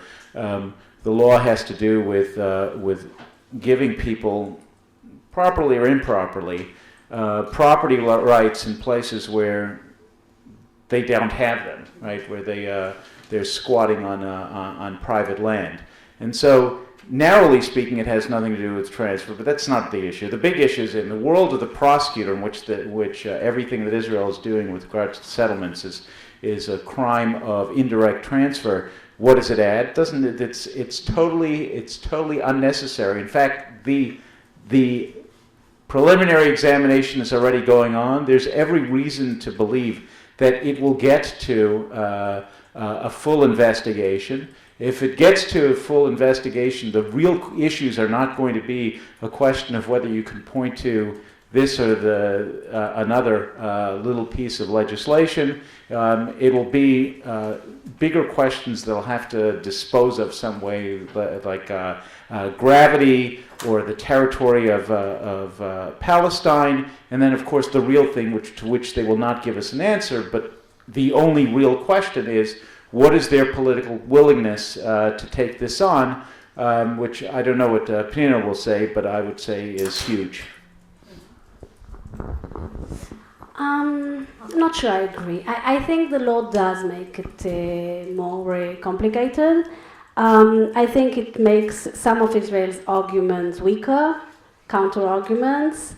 And I'm not sure, yes, clearly there's a lot of politics there, but there's a lot of politics going all the way in, and also I think also driving them also sometimes not to interfere. And I think here, I think the court, the law does make it more difficult to argue that this is not a government transferring populations or assisting. I think it does make it more complicated, some of the arguments, and I also think that one of the main issues, I think, in the whole settlement debate is, and as I said before, the political aspect of it and the legal aspect of it. So I think when we're talking about the legality of settlements and settlement activity in general, this is very political, and it goes down to the question of the status of the territory itself, and whether there was or not is it clear that territory belongs to or should belong to. So there are many arguments that can be made that are very unique for this area that are not so relevant, let's say, in Ukraine or in other countries or in Cyprus, where it clearly belongs to one state and the other state just occupied it. And here, actually, we think we have good arguments. The arguments are much more difficult and much more problematic when it comes to doing things that infringe on specific rights of residents of the territory. And there, I think there's another problem with as long as the settlements are not on private lands, it's one thing. When it is on private lands in a way that is or might be considered as infringing on individual rights, I think it makes it much more difficult. It could be a consideration also in gravity, also in the interest of justice. Also, again, in the political background that is not always only the politicization sometimes plays both ways. I mean, there's also political pressure sometimes not to go ahead. So I think I do think that it could be a complicating factor that I don't think will I think will be detrimental to the Israeli case. I agree with both Avi and Pnina. And, I think it doesn't matter and makes it worse at the same time. And let me explain how. First of all, the notion that Hok Hasdara could be a potential concern for the ICC. You should say Amona for people who not. Oh, not a Mona, actually. Okay. Specifically not a Mona. Everything but a Mona.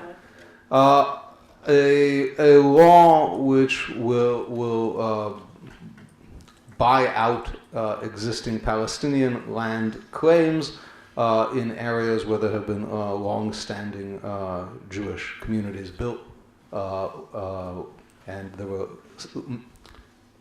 much later objections made that they were built on private Palestinian land. In a purely retrospective fashion, Palestinian claimants would be compensated at 125% of the market value of the land. This really I thought that the notion of settlements trivialized the notion of war crimes, that having neighbors you don't like could be one of the mass atrocities of the world. But the ICC is designed to deal with the world's greatest problems. But the notion that the taking of property for which one gets paid, which is not the non-protection of property, it's what we would call in law the protection of property by a property liability rule rather than a property rule. Sometimes you have a right to have something not taken, sometimes you have a right to have it taken and get paid for it, as under the United States Constitution, for example. It's a method of enforcement of rights rather than the nature of the right itself. Nobody is saying that the Palestinians don't have legal rights in property that they own. The question is what happens with that right, especially if that right is asserted very belatedly. And in any developed legal system, there are processes in which if one belatedly asserts one's rights to property after substantial improvements and reliance has been made by others in that property, doctrines of adverse possession and other related doctrines this is not the non-protection of property, this is the regulation of property. That if you have an open field and someone builds a house on it and you don't say anything about it for 20 years, the rule is your property is protected by it not being your property anymore, specifically to avoid long disputes like this, specifically to avoid disputes like this. I don't think there has ever been a war crime in which someone has gotten paid involving property, in which the victim has been paid for, has been compensated. When we talk about destruction of property in war crimes cases, seizure of property, pillage, that's by definition without payment. And the notion that 125% payment could be an extraordinary crime, I would say, if anything, Hok Hasdara is of less severity than existing things that the ICC finds problematic, because the ICC considers that it could be potentially criminal for Palestinians to be have forced to live in a demographic situation that they do not like, that is to say, with Jews as neighbors, or for Jewish population around. They don't get paid for that. That's just being done to them, right? The creation of Jewish neighbors. They're not getting compensated for the injury that they suffer by living in an area with Jews. On the other hand, the land issue, and again, these are not residential properties, these are not houses, these are not things with sentimental value, they are getting compensated for. So if anything, that is less severe. The notion that it's criminal, I think, is entirely newfangled. No one has ever been prosecuted for property crimes in a conflict situation that involves compensation. I mean, the United States and Iraq would have these units drive around behind the army, handing out wads of money to people who had property damaged in the course of military operations. So, in that case, it seems trivial in this context, and it's purely retrospective. It's limited to existing situations. Doesn't go into the future. However, what does make the ICC more likely to get involved in this, every criminal defense lawyer knows to tell their client, whether they're guilty or not, say you're innocent. Right? When you walk out in the court, say, I didn't do anything. In Israel, you have lawyers for the government who not only don't tell their client, say you're innocent, they walk in and they say, guilty, we're guilty. If we do this, we're guilty. So that makes a very tempting target, I would think, for the ICC, and that really differentiates the case of Israel from Russia or Turkey or other potential situations. The Russian Attorney General is not saying, watch out with that use of eminent domain in Crimea. Yes, Russia actually has passed an eminent domain law for Crimea. Yes, it does use it. It is a big part of the building of the Kerch Bridge. It has not been protested by any country in the world. The Russian Attorney General doesn't say, hey, watch out. That's going to make this ICC thing serious. And presumably the prosecutor can smell fear and will see it. And this will make Israel much more a tempting target, unless these arguments are explicitly contradicted by the government as not reflecting the position of the government. Every single thing an Israeli official says now about how this law, if it passes, may well not pass, I think it's not going to pass, all of those things will be used against Israel by the ICC. And here's the rub. If this law doesn't pass, well, then it doesn't matter what they said, because they saved Israel from this law, which was going to get in trouble with the ICC. No. All of the statements of the legal advisor can and will be used. I don't think they should be used, but they will be used by the prosecutor in a case not about Chok Hasdura, about the settlements. They'll say, well, look, they thought it would, they acted as if the ICC has jurisdiction. They acted as if it's belligerent international armed conflict. All of those things will be used against Israel potentially, even if the law ultimately does not pass, and that makes such statements extremely dangerous. I just want to respond. I think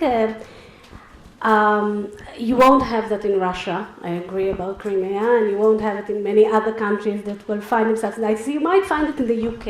I think you see there also statements made by officials of the government and legal advisors saying that the UK may have done things that are not okay, and I think that's the difference. The legal advisors, I think their obligation is to, if they think that something is problematic legally, they're supposed to say that, because that's their role. They're there to defend and protect what they think is legal or not legal, not because of what the world will say, but because of the idea of the rule of law. Can disagree about what should be the rule of law, but I think if they stop saying it because it might be used by the ICC, then they are not doing their jobs. Okay, now I'm going to do Eugene's trick, and I'm going to agree with both of you. I think that it is very important for legal advisors to give their honest opinion of things and say when something is wrong. That said, they also have to bear in mind, when they make the kind of idiotic statements that they've made here, the idea that recognizing squatters' rights is some kind of obvious international war crime, without understanding what it is that they're saying, in order to make awarding squatters' rights an international war crime, requires them to accept a whole set of legal theories which Israel does not accept, and with good reason. So you have the legal advisors essentially agreeing that the laws of belligerent occupation apply de jure to the territory, and that interference with private property rights in the form of recognizing squatters' rights is an international crime that interests the ICC. If you say these statements and you don't realize what you're saying, then there's a real problem. There is professional negligence that really has to concern us. And ultimately, it is true what Eugene is saying. There is no doubt whatsoever, no matter what happens with this bill, the implicit endorsement of anti-Israel legal theories that have really no basis by legal advisors, and we shouldn't just say legal advisors, because it's not solely legal advisors. It's also politicians have endorsed these kinds of statements, and other public figures have endorsed them. Those endorsements will be used, and they will be used as a replacement for having to actually make an argument. So if you, think back to the decision of the ICJ a few years ago on the barrier, one of the things that the court was able to do, it was able to avoid actually having to seriously contend with the questions of the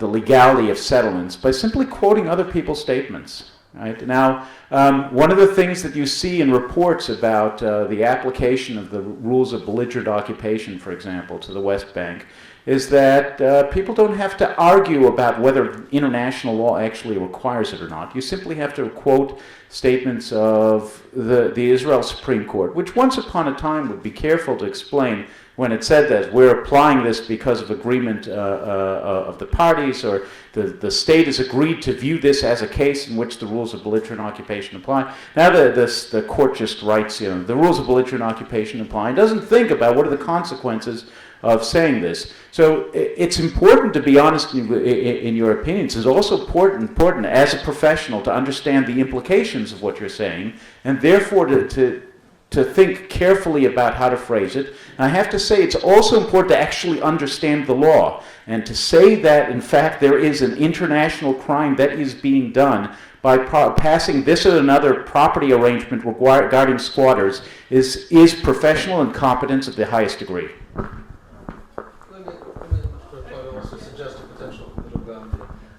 Without getting into a deep debate about the role of legal advisors, which is something my think tank works on a lot, this is actually a very different situation, I think, from the typical question of, is the legal advisor working for the government, is the legal advisor working for the rule of law? It's different from the way it usually arises, I think, in the Israeli context, for the following reason. It's the International Criminal Court, and the responsibilities, at least in America, of lawyers in criminal cases, ethical responsibilities to their clients are extremely high. On one hand, they cannot counsel them to break the law. On the other hand, we're very far from a situation which, at least under the views of the government of Israel, which I think are binding on the Attorney General, for example, that Palestine is not a state. That is, the Attorney General has not made a determination that Palestine is a state, and so this whole ICC thing is proper. We're a long way from counseling someone to commit a crime. The lawyer, government lawyer, has a responsibility to often not do things that can get clients in jail. Not just about the law being discussed. That is, that this can cause trouble with existing government policies. And that's why, for example, lawyers make privileged communications to clients. And I think part of the ethical job of a lawyer is, if you know that your communications to your clients that are sensitive and should potentially be made confidential won't remain so, but will rather be on the front page of the papers, find a different way to develop some kind of eye blink method, and certainly don't walk into the Constitutional Law Committee of the Knesset with a piece of paper in your hand. That's irresponsible under the duty to keep potential clients and people for whom one has responsibility out of jail. Also, there's very hard to see where the role of the Attorney General as legal advisor and the role of the Attorney General as political prophet comes in. Because the Attorney Generals are the arguments presented to the government about why this is a bad idea, this law, it's not clear what they're actually saying, because they're not they're very briefly elaborated. On one hand, you could read the Attorney General as saying, don't do this because it's illegal. But that doesn't really seem to be what the Attorney General is saying, because that would involve, as Avi said, a determination that Palestine is a state, so ICC jurisdiction applies, and that this actually violates the laws of and that we have a international armed conflict, which position of Israel I don't think is that we have. Rather, the Attorney General seems to be saying, don't do this because the ICC, you'll cause a problem with the ICC. Causing a problem with the ICC is not the same as breaking the law. Right? That's a diplomatic problem. That's a political problem. Causing a problem with a court whose jurisdiction you do not acknowledge is not a legal problem, and it would seem to then thus go beyond the competence of a legal advisor and the responsibility of a legal advisor to warn about international diplomatic consequences. So, the foreign minister could warn about that. Oh, he's the one being warned, actually. The foreign minister, legal advisor, could warn about that. The foreign minister's staff can warn about that. But in a sense, it expands the political role of the ICC into a legal role to not clearly separate those kind of warnings. Well, I agree that there's a difference between saying if it's not legal and saying warning it might cause consequences, and I'm not sure that here the question is just what consequences will it. The question of the legality or not of the action is not, for that question, it's not relevant if Palestine is a state, and it's not relevant if the ICC is, we're not talking about war crimes necessarily. It's the question of whether it's legal or not under the law that exists, the constitutional system, and also the international law that applies according to years and years of what was accepted in the Israeli system as the applicable law. And it is not relevant if there is jurisdiction or not of the ICC. So it's not that the position is saying that it's not legal. It's because we're accepting. It means that you're accepting Palestine or accepting the jurisdiction of the ICC. It's nothing to do with it. So and the fact that legal opinions have to be done in confidence, and I think the fact that everything is leaked in Israel, even classified security, so that's a problem we have here. I don't think again that's something you can blame the legal advisors for because it's just a reality here. So I really think that the role of the legal advisors is to say whether it's legal or not. I think they think that parts of what is suggested are not legal, and it's their role to say that. They can disagree about, and I don't think it's incompetent. I don't think it's negligent because it's stating what they think is the law as applied. So since I think 1967 or at least the 70s, by the governments and the legal advisors and the court. So changing completely the legal structure is maybe a possibility, but it's not an easy thing to do. And again, I think that that's the main thing. Now, the second point is warning about the international repercussions. And I agree, I don't think that should be the emphasis. I don't think we should do something or not just because what will be the international repercussions. I think it is a relevant factor that the government has to take into account, because I want my government to act in a rational way and weigh in every case, what are we gaining, what are we losing, and then decide accordingly. And that's one of the prices, and they have to take it into account and see whether maybe it's still worthwhile paying that price. Okay, but take that into account. So I think it is the legal advisor's job to say this is one of the prices that you will pay, but that won't be necessarily what will be the a consideration that will, according to that, you have to make the decision. I think sometimes it is,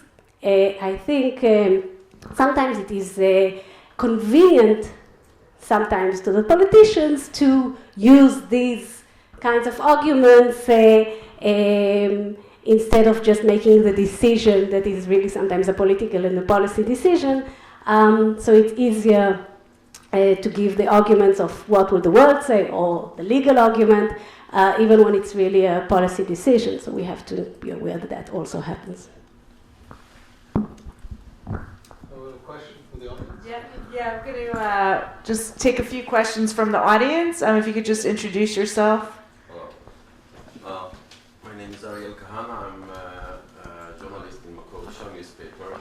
I have two questions. First of all, regards the last discussions about the check or investigation in settlements.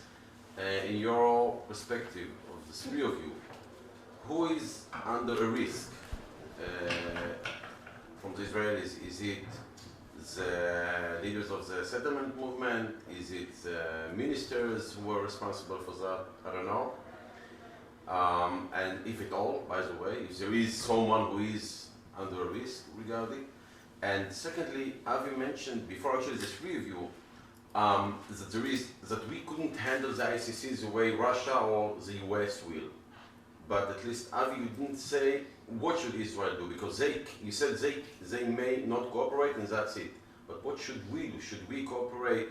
Should we cooperate, not cooperate at all? Should we do it off the record, or maybe total being in contact with them? So it's an open question in my view.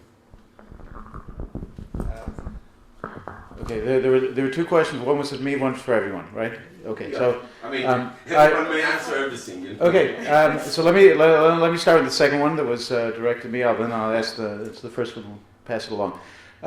So what should Israel do? Is there a value to not cooperating if you're not a power like the United States or Russia? I think it's obvious that the answer is yes. I mean, Eugene mentioned the example of Kenya. Kenya decided at a certain point to stop its cooperation with the prosecution. That was the end of it. Right? That was at that point. It was no longer possible for the court to go forward.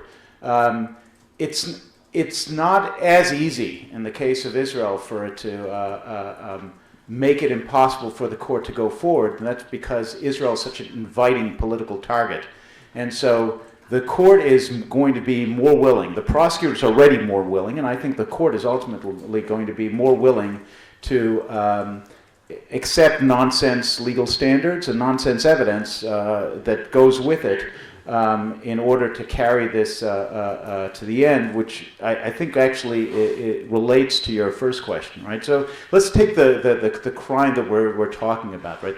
The crime of settlements. Right? Now there is no crime in international law of settlements. There's certainly no such crime mentioned in the Rome Statute. The crime that they're talking about is a crime that exists in the Rome Statute of transferring populations to an occupied territory, and in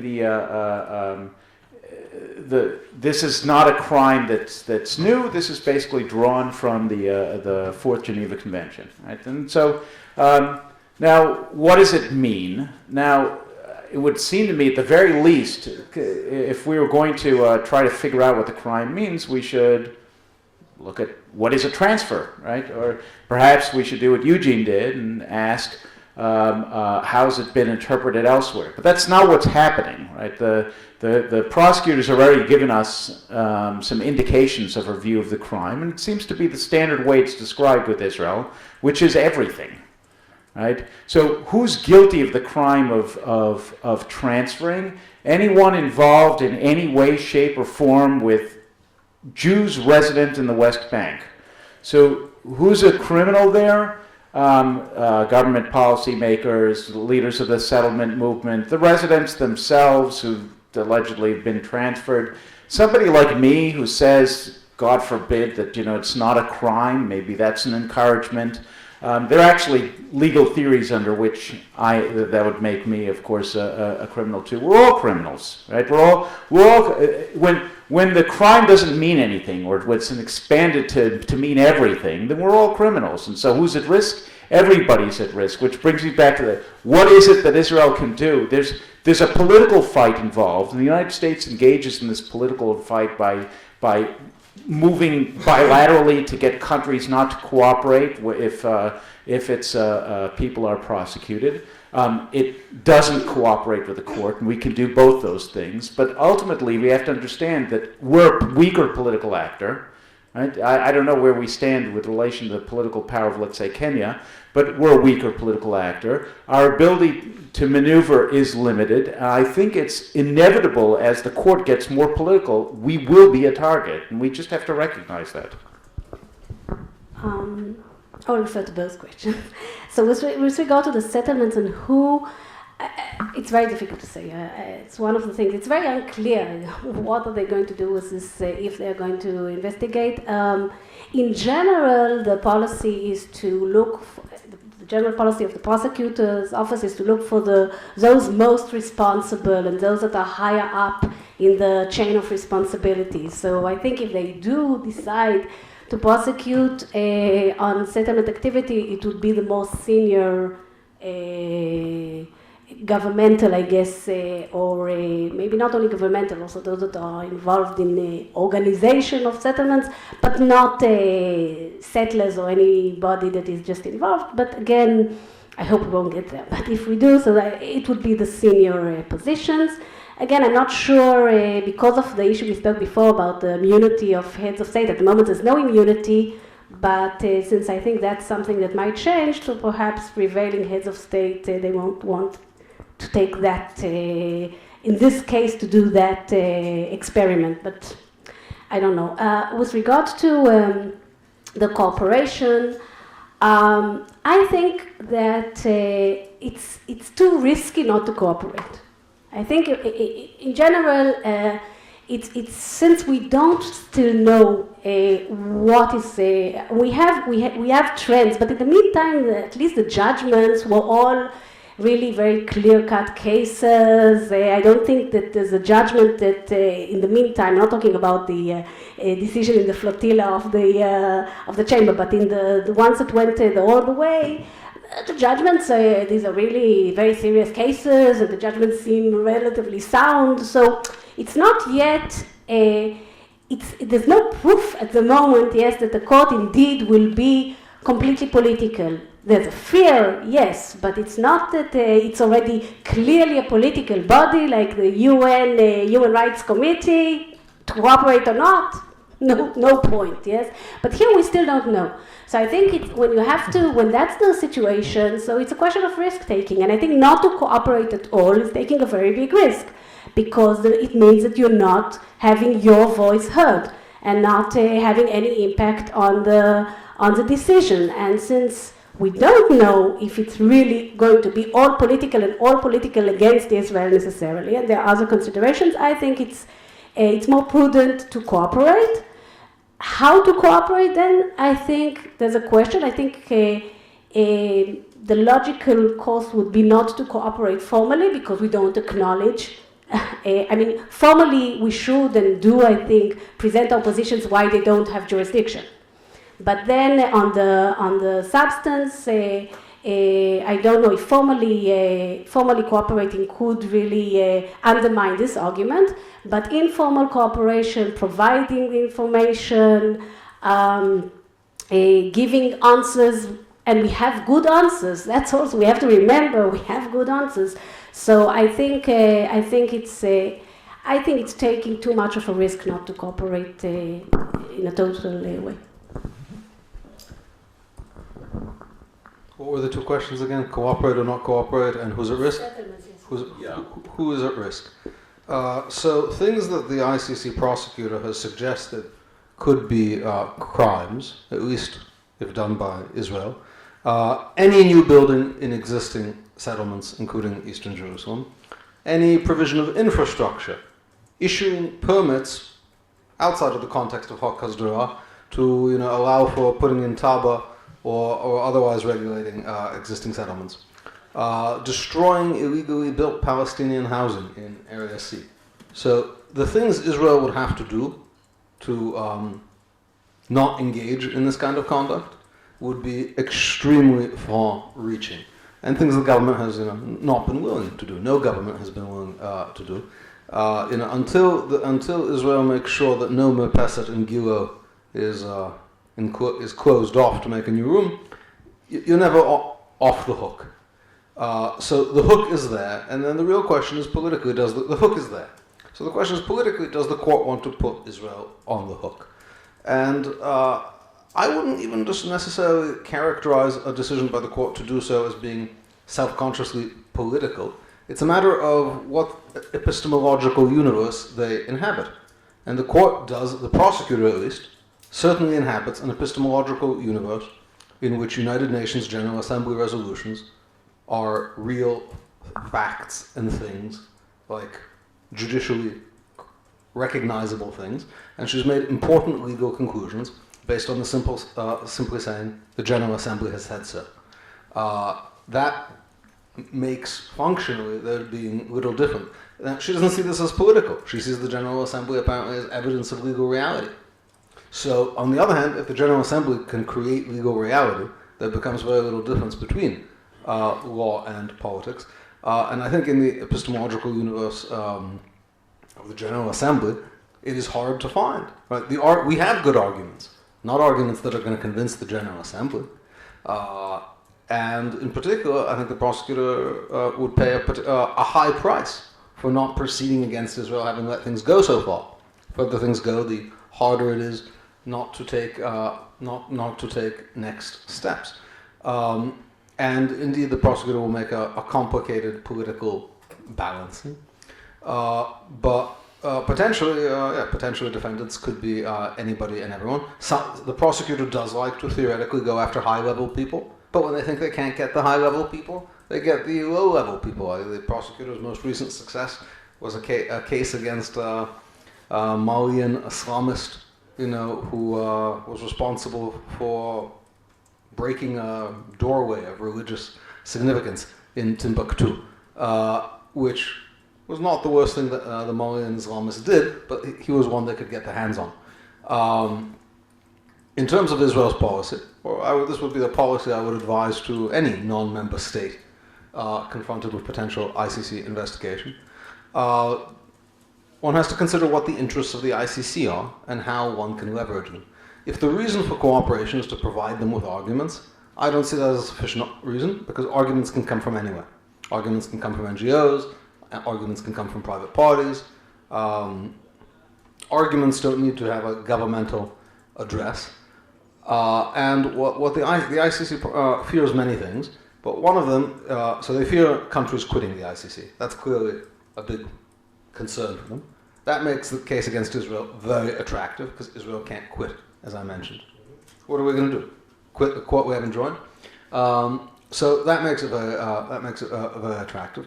It will obviously be very popular in certain geopolitical sectors and in certain epistemological universes. Another thing that the prosecutor and the court is afraid of is being irrelevant. So one can only go after leaders, like the leaders of Kenya, so many times, the leader of Sudan, and have it go nowhere without seeming irrelevant, ridiculous, and so forth. So I think one major factor that would inform the court is whether they think, in the end, there'll be anything to show for it. And the more seriously Israel seems to take this, the more legitimacy Israel seems to give these proceedings, the more likely it may seem that ultimately there will be a payoff, a practical payoff for pursuing it. That said, there is a very concrete policy which Israel should be vigorously pursuing, which may have seemed ridiculous to suggest 6 months ago, but certainly does not seem ridiculous now. The Palestinians accepted the jurisdiction of the ICC without asking Israel, obviously, against the vigorous protest of Israel, against the vigorous protest even of the United States, which also does not recognize Palestine as a state. The Palestinians have not joined the ICC. They are not a member state. They have made an ad hoc declaration of accepting jurisdiction. Oh, they did? After the 12th, right, they have, excuse me. But we know now that a country that has joined, or a non-country that has joined, can also unjoin for a variety of reasons. And it should be a diplomatic priority of Israel to insist that cooperation or other advancement of relations with the Palestinians be contingent on them taking back this unilateral step. That won't have a retroactive effect, but it will be important prospectively.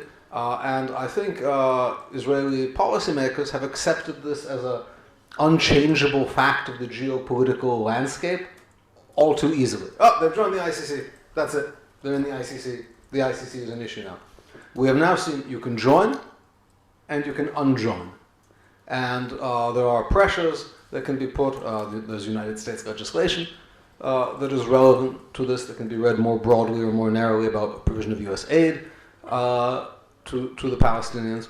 But the basic fact of Palestinian membership in the ICC is not something that needs to be conceded as a permanent fait accompli, as irreversible, and to the extent that politics are part of this process, that is a normal political thing to ask. Take back this thing you did that vexes us and is designed to vex us. I'm not sure legally that would stop the...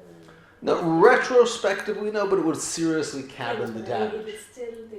Yes, she could still go on with things that happened up to a year ago. But the whole danger of the settlement investigation is that it's about an ongoing government policy.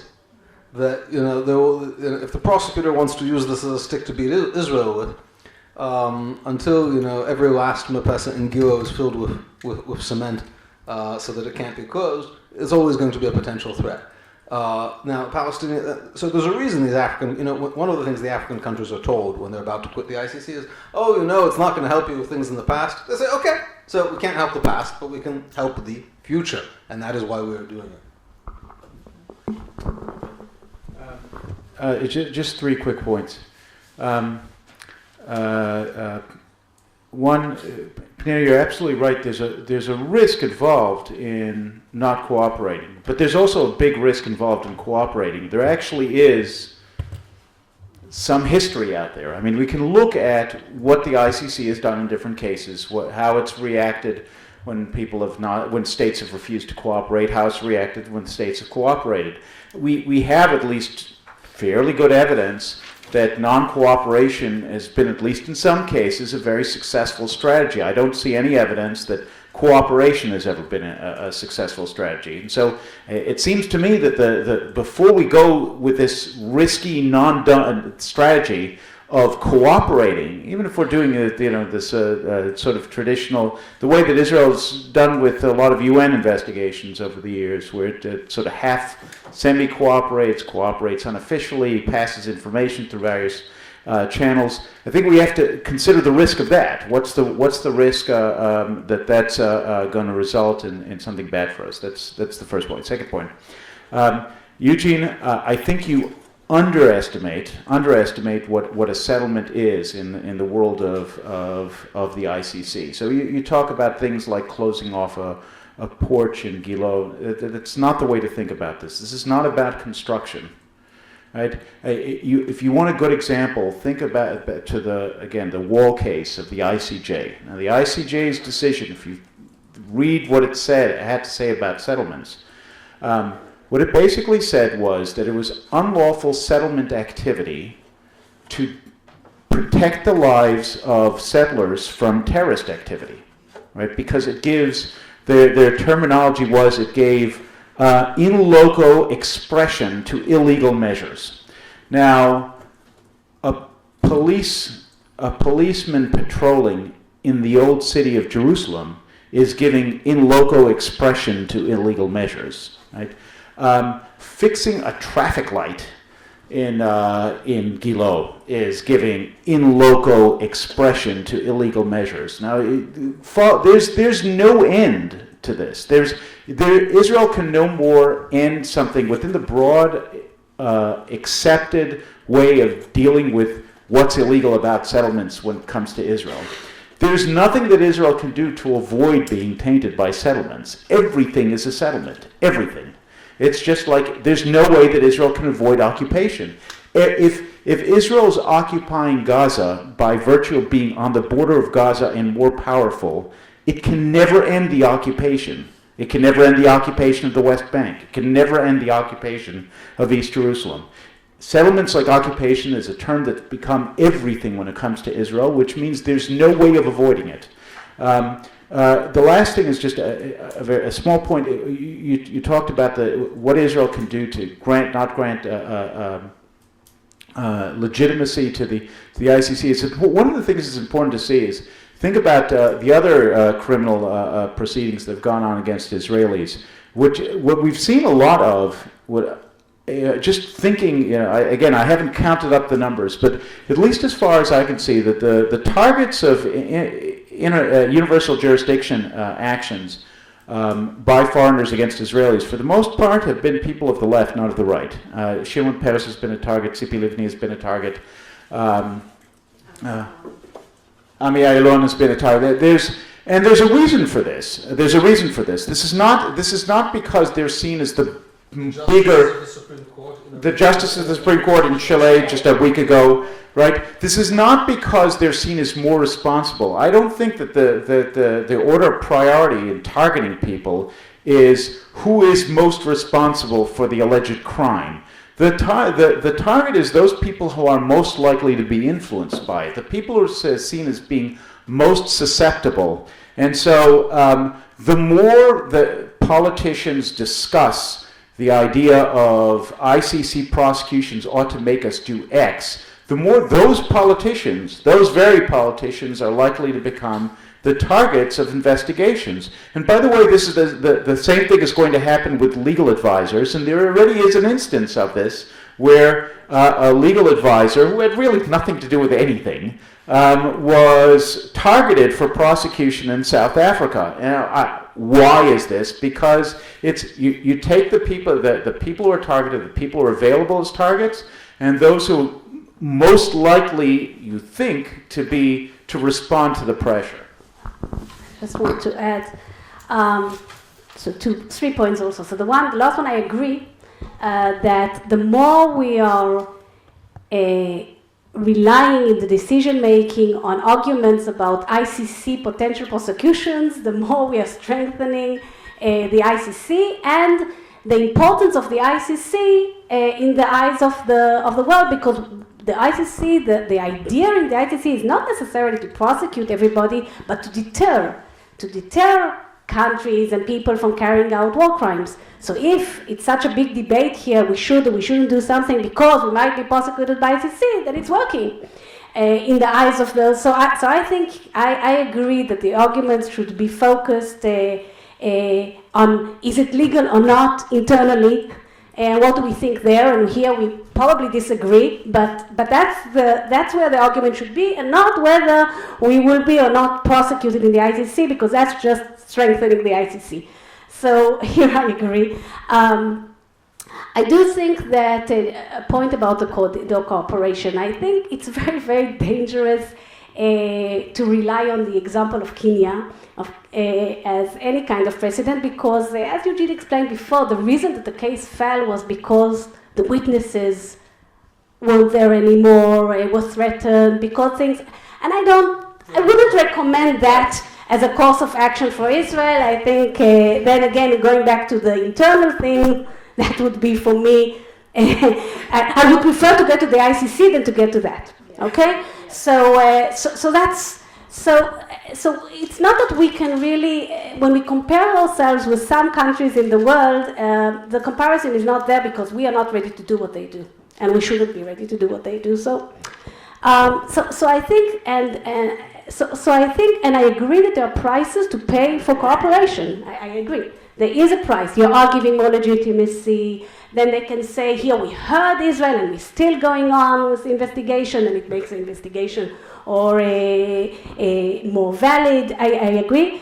I just want to say that we had the same kinds of deliberations. I was involved in the ICJ proceedings, in the Israeli response, and there was a huge debate then. Should we or shouldn't we cooperate? The decision was not to cooperate. What we did is we prepared this paper that was informally or somehow presented to the court, and they just disregarded it. Yes, but with hindsight, I am not sure that it was a mistake. Not because I admire the ICJ, I think the decision was terrible, but the decision of the ICJ was, I think the lasting significance and the harm that it caused to Israel is huge. And I'm not sure, had we cooperated, we might have gotten the same decision and it would still have the same negative, but maybe if we had cooperated, maybe at least some of the judges, like Higgins, the UK judge, and Koyamans, there were a few judges that were not so definite in their positions, and one of the reasons that they joined the majority against us, and the only one, Morgenthau, the US judge, was the only one in the minority, was, and they say it, was because Israel did not cooperate. So I think that perhaps if we did cooperate, and I'm saying this is, again, maybe I'm wrong, but that's my person and I was involved. If we had cooperated, if we had presented our case, we had a good case, and it would be in, at least in the opinions of some of the more respected judges there, they would have also referred to the Israeli arguments, and the decision would be less one-sided against us. Perhaps it would be less harmful. So I'm not sure it was the right decision not to cooperate then, and that's why I'm also afraid that the decision not to cooperate here, we might pay a price that we can avoid by cooperating and paying a certain price and risk also through this cooperation. Pnina, good job with the ICJ. I think you did the right thing back then. Take the ICJ as an example. Let's say, the decision would have been the same because you weren't going to sway a majority. What would have been different is the dissents would have been nicer. And so it was going to be remembered for history, so in the international law community of like Western international people, Rosalind Higgins is someone.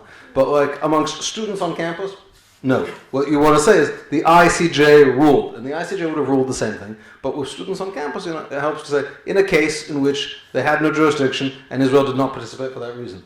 So the slightly less bad result that you might get by participation is then multiplied in its badness by the increased legitimacy it has by virtue of the participation. And I was not suggesting, by the way, that Israel should use the same techniques of non-cooperation allegedly used by... So you agree we're going to lose, it just depends how many are going to be against us. Allegedly used by Kenya, but there are other forms of non-cooperation. There was a much more obscure ICC preliminary examination involving Korea.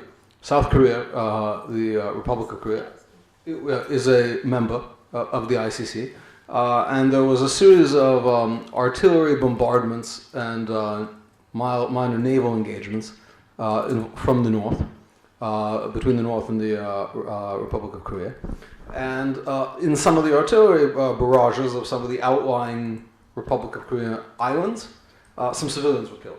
And that was an issue. What about, were these civilians intentionally targeted? Were they not? Well, how did these civilians get killed in this artillery duel? And the prosecutor said, in conflict, the fact that civilians get killed is not itself a crime. It depends on the mental intent of the people doing the attacking. Not surprisingly, the North Koreans were not forthcoming about their decision-making process. As a matter of fact, they didn't even pick up the phone to, Israel is polite, will at least pick up the phone to say, we're not communicating with you because we don't think you have jurisdiction. They really made absolutely no response. And the prosecutor said, what can we do? It depends, as a legal matter, it depends on their mental state. They're not members. We can't make them. We can't demand that they do it. And they're not sharing their mental state with us. By the way, all of the crimes in question here also depend on mental state as defined by the ICC's elements of crimes, including, for example, knowing about the existence of an international armed conflict, which is not an obvious fact, like gravity, in this area. So there, of course, now if we say, but it's different because this is Israel and they're not going to treat us the same way, but then that also argues against cooperation, because if it really is different and they have a, let's say, decidedly different approach than they would against North Korea, that also suggests the futility of the effort. Speaking of judges being indicted, we just mentioned this case in which there was a criminal indictment in Chile, an attempt to secure an indictment against a panel of judges of the Israeli Supreme Court for authorizing construction of parts of the separation wall recently, the security wall. And the Chilean judge threw it out. Interestingly, at least from the summary in the media of the, I haven't seen the opinion. From the summary of the opinion, it seemed he went much further than he had to, and said that, didn't just say there's no jurisdiction and the whole thing has nothing to do with us, made a number of substantive findings about why the conduct in question would not be illegal, and one of them was, while there may have been an international armed conflict between Israel and Jordan, etc., there is not an international armed conflict today. And there, the Chilean Universal Jurisdiction Statute, which is adapted directly from the Rome Statute, implements the Rome Statute, requires the existence of an international armed conflict today. And he said, maybe there is, maybe there isn't, but it doesn't obviously look like there is one. And that's a very important point. So it turns out to be that, oddly, that Judge Garçon, who I don't know anything about him, of the Chilean courts, seems to take a more forgiving view of Israel's conduct's potential ICC implications than the various government legal advisors. I think we'll leave it there. I want to thank everyone for coming. Gerald wants to apologize. He had to run out to get to another event. But I want you to join me in thanking the panelists for an excellent discussion. And very much.